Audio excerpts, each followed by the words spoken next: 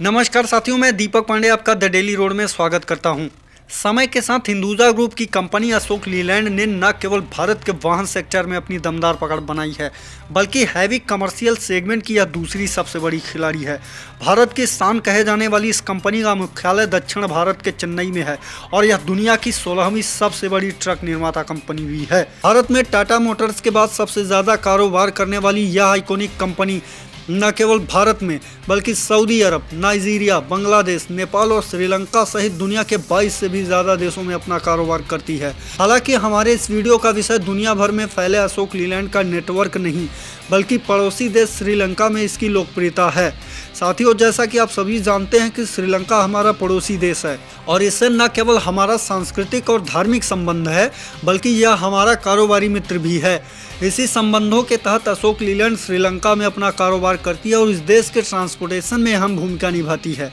आइए सबसे पहले हम श्रीलंका में अशोक लीलैंड की स्थिति के बारे में जान लेते हैं और समझते हैं कि कंपनी वहां किस तरह कारोबार करती है और कौन कौन से वाहनों की बिक्री करती है। तो साथियों, सबसे पहले तो आप यह जान लीजिए कि अशोक लीलैंड श्रीलंका में अकेले कारोबार नहीं करती है, बल्कि इसके कई अन्य सहयोगी भी हैं, जिसमें सबसे ज्यादा शेयर लंका लीलैंड लिमिटेड की करीब 41.77% तक है। इसके बाद अशोक लीलैंड का शेयर 27.85% है, जबकि पब्लिक की हिस्सेदारी करीब 30.38% तक की है। श्रीलंका में इन तीनों वेंचर को मिलाकर लंका अशोक लीलैंड पब्लिक लिमिटेड का नाम दिया गया है। आपको बता दें कि श्रीलंका में लंका अशोक लीलैंड पीएलसी का गठन 1982 ईस्वी में पब्लिक ट्रांसपोर्ट की आवश्यकताओं की पूर्ति के लिए किया गया था। इसका प्लांट यहां की राजधानी कोलंबो से करीब 25 किमी दूर पनगोड़ा में है, जिसके लिए अशोक लीलैंड वाहन किट या पूरी तरह से निर्मित वाहनों को आयात करती है।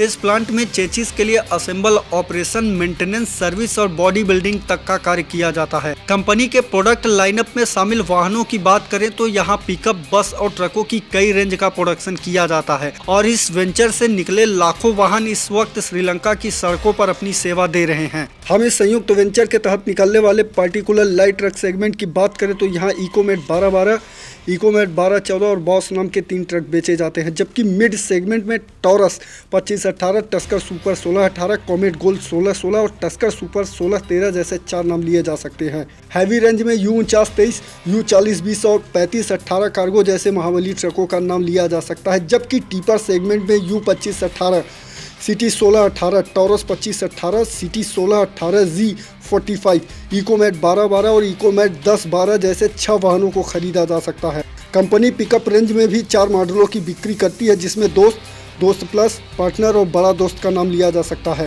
साथियों, यहाँ ध्यान देने वाली बात यह है कि उपर्युक्त मॉडल इस वक्त भारत में भी अलग अलग नामों के साथ बेचे जा रहे हैं और कंपनी इसी तरह की रणनीति बस रेंज को लेकर भी अपनाती है। सिटी सेगमेंट की बात करें तो यहाँ Viking, Linux, semi luxury, 65 seater और डबल डेकर जैसी 3 बसों का नाम लिया जा सकता है, जबकि स्कूल स्टाफ सेगमेंट में सनशाइन, MITR, लिनक्स स्मार्ट जैसे 3 वाहन शामिल हैं। इसी तरह लग्जरी सेगमेंट की बात करें तो यहाँ front engine AC, rear engine AC, ultra low entry बस, MITR AC, ईगल AC और लिनक्स AC जैसी 7 बसों का नाम लिया जा सकता है, जबकि सुपर लग्जरी सेगमेंट की वाइकिंग कोच, ULE कोच और लग्जरा मैजिकल जैसी 3 बसें श्रीलंका में अपनी दमदार उपस्थिति दर्ज कराती हैं। कंपनी श्रीलंका में container, mixer, freezer, crane, water tanker और म्यूनिसिपल कॉर्पोरेशन की आवश्यकताओं की पूर्ति के लिए भी वाहनों को बनाने का कार्य करती है। आपको जानकर हैरानी होगी कि अशोक लीलैंड श्रीलंका के रेल ट्रांसपोर्टेशन में बहुत ज्यादा नहीं, लेकिन एक प्रमुख रूट पर अहम भूमिका निभाती है। आपको सुनकर भले हैरानी हो, लेकिन इसे समझने के लिए सबसे पहले इस वीडियो को देखा जा सकता है।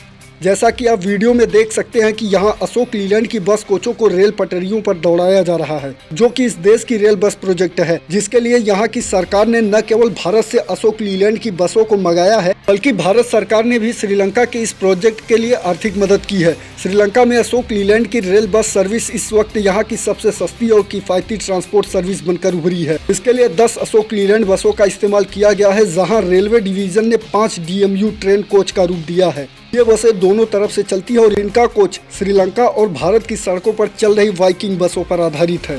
दरअसल श्रीलंका में अशोक लीलैंड के लोकप्रिय होने का कारण इसकी गाड़ियों का भरोसेमंद होना है। कंपनी का दावा है कि श्रीलंका में इसके वाहनों की मेंटेनेंस काफ़ी कम होती है और मार्केट में साइकिल पार्ट की उपलब्धता आसान है।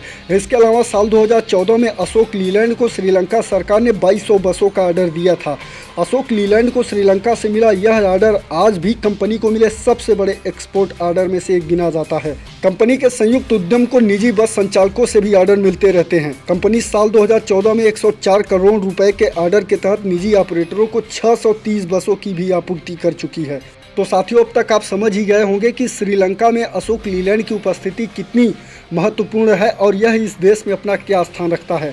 इसके अलावा जैसा कि हमने पहले ही बताया कि श्रीलंका से हमारे सांस्कृतिक और धार्मिक संबंध भी हैं और यहाँ का लंकापति रावण हमारे ग्रंथों का महत्वपूर्ण हिस्सा रहा है। लंका में भगवान श्री रामचंद्र से लेकर महाबली हनुमान तक को पूजा जाता है, जबकि यहाँ की 70% जनसंख्या न केवल बौद्ध धर्म को मानने वाली है बल्कि यहाँ की एक प्रमुख आबादी हिंदुओं की भी है। वर्तमान की बात करें तो श्रीलंका की हर मुश्किल घड़ी में भारत न केवल उसके साथ खड़ा रहता है बल्कि सैन्य, आर्थिक, बौद्धिक एवं भाषाई सहयोग की विरासत का भी निर्माण करता है। एक भारतीय होने के नाते आपको इस बात पर गर्व होना चाहिए कि आपके देश की कोई एक कंपनी किसी अन्य देश के विकास में बेहतर योगदान दे रही है और यहाँ के ट्रांसपोर्ट सिस्टम की रीढ़ बनी हुई है।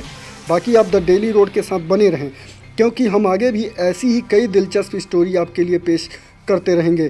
धन्यवाद।